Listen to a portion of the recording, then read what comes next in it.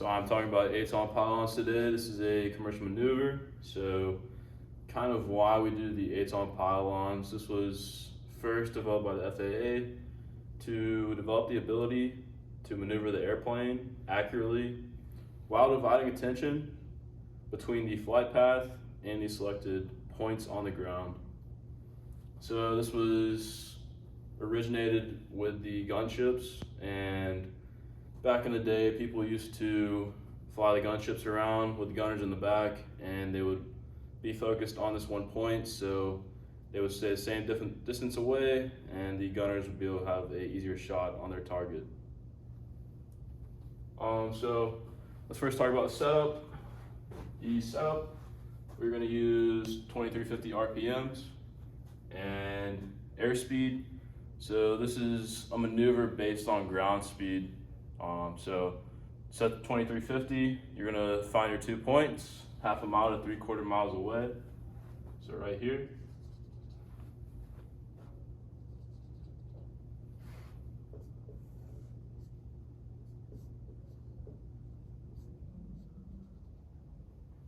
And these 2 points, you are going to fly in between them and then come back around, go around the right point first, getting your ground speed right here, fly over this at about 1,500 feet, and you get your ground speed.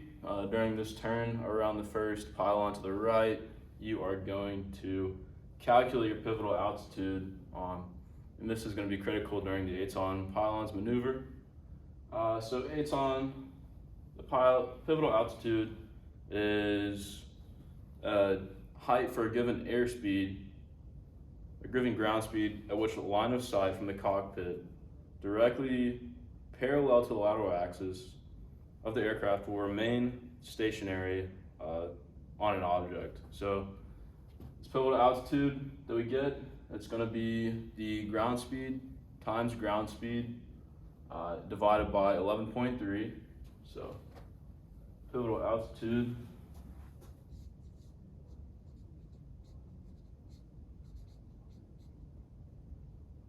ground speed times ground speed divided by 11.3, and you get that number and you add your field elevation. So for Eastman, it'd be 303 feet. So add that to the number. That's your pivotal altitude that you're going to enter the maneuver at. So erase this. So you've got the pivotal altitude. You are going to be using no flaps, and this is going to be in the Archer, so the gear is already going to be fixed, and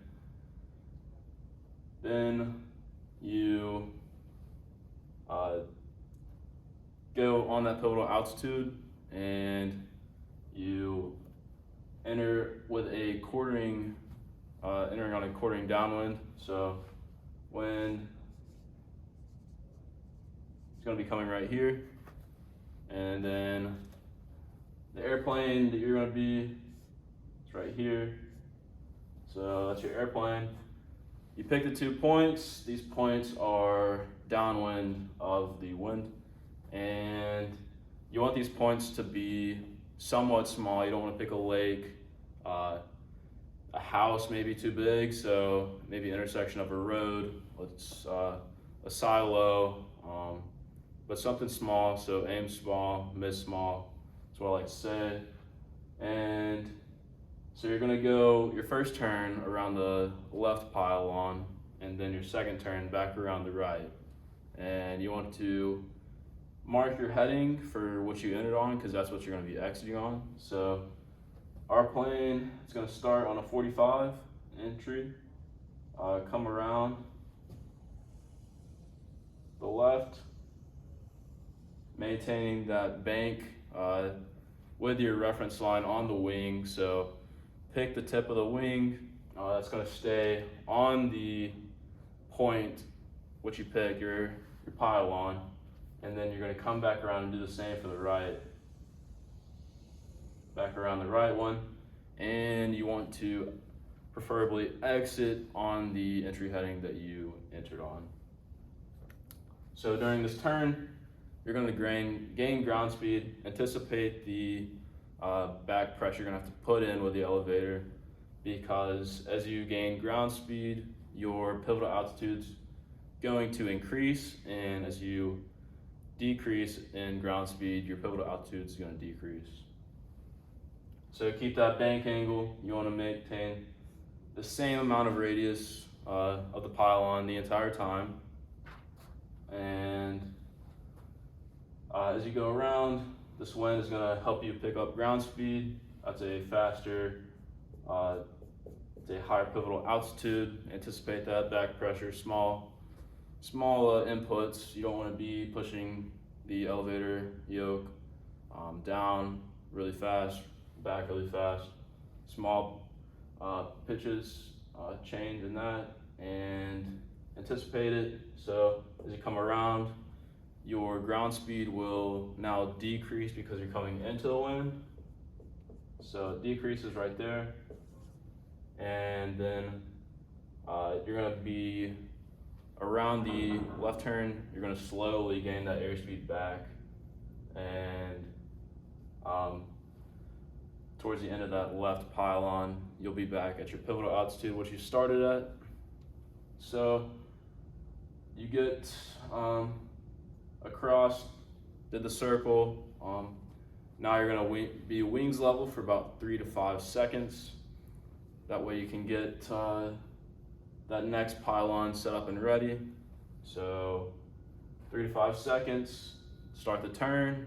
This is gonna be your right wing tip, and keep that on the point you picked out, your pylon for that turn. Basically the same thing as the left turn.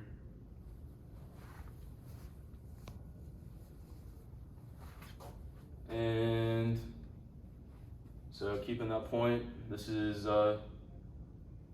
it's going to increase your pivotal altitude to begin with, because your wind is helping you. It's giving a tailwind. You're going faster across the ground.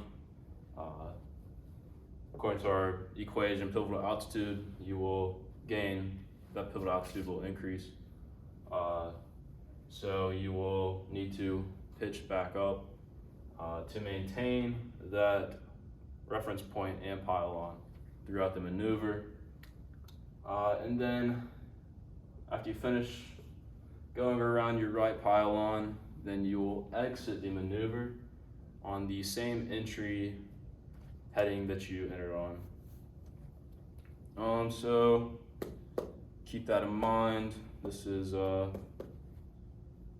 basically determining the pivotal altitude, and then that pivotal altitude is a big part of the ATOM pylons.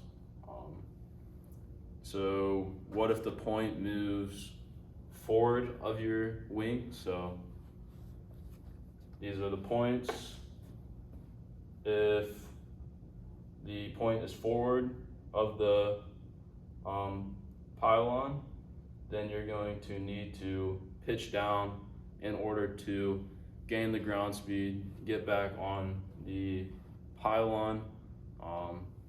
So if your point is forward of your reference point, then pitch down, maintaining the bank. And then if the point is behind the pylon, then you're going to need to pitch up, get that elevator back pressure, and this will slow down your ground speed and help get back up to your pivotal altitude.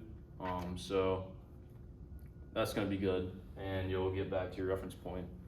But try not to use a ton of over-exaggeration of the controls.